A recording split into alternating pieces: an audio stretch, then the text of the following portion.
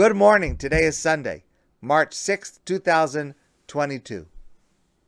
On the second day of our trip to Israel, Marcy and I were walking along a narrow street towards the Kotel, and a car stopped beside us. It was Marcy's cousin, Josh, who recognized us walking along the road, stopped to say hello, and we had planned to call him later in our trip. When we did call, a few days later, Josh was on the Ukrainian border. Because that's what Josh does.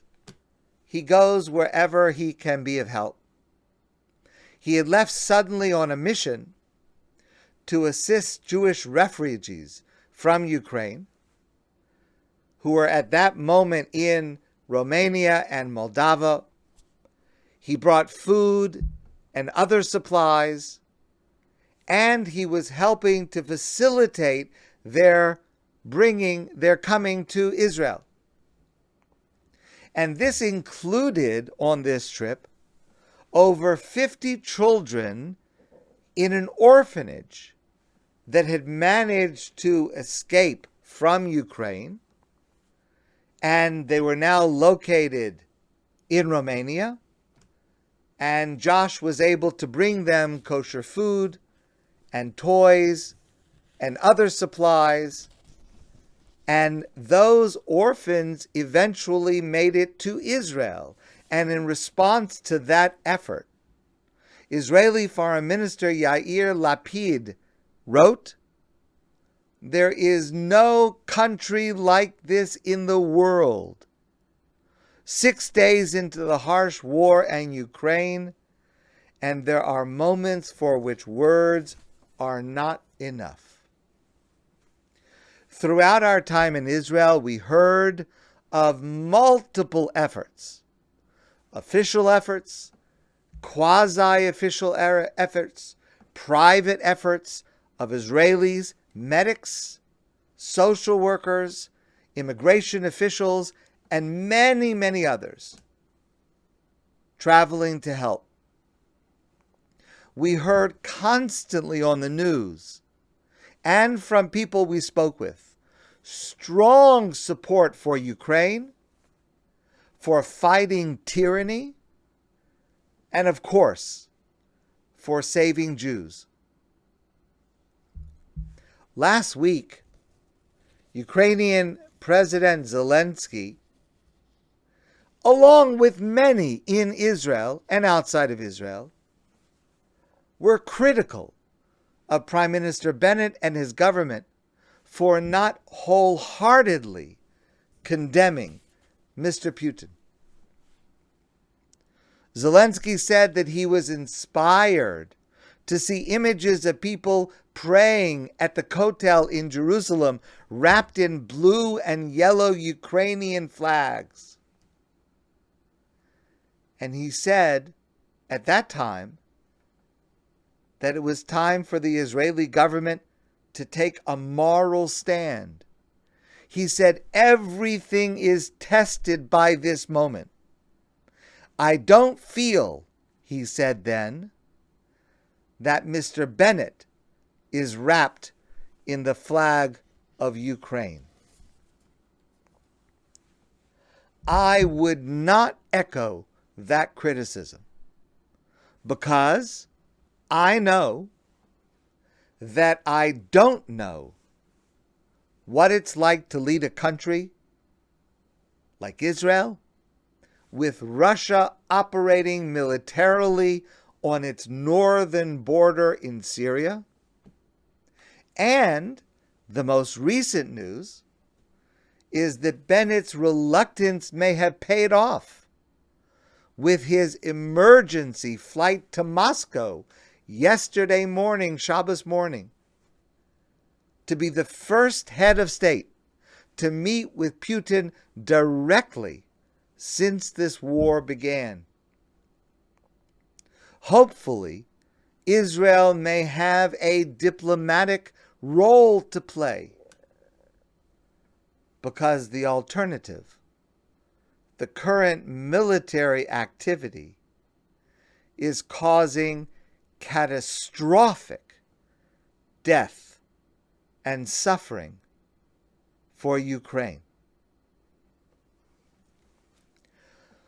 Last week, while we were in Israel, Natan Sharansky, who has quite a bit of experience in this area, spoke at a private event. And his words did not get much publicity. But what he said was shared, and it is a critical lesson for all of us. Sharansky grew up in Ukraine, and he said as follows: when I was growing up in Ukraine, in Donetsk, there were many nations and nationalities. There were people that had identity papers that read not Russian or Ukrainian or Georgian or Kazakh, and it was not so important because there was not much difference between them. The single designation that stood out was Jew.